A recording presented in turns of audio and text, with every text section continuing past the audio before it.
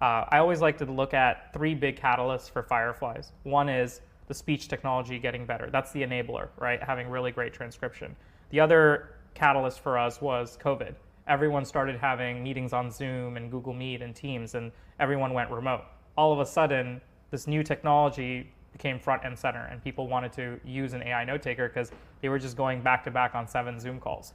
And then the third enabler was LLMs, and then the cost of those LLMs going down. When we started working on this stuff, there was like no way we could have used LLMs like GPT-4 because it was too expensive. But if you look at in the last 18 months, the cost of intelligence has gone down by 95%.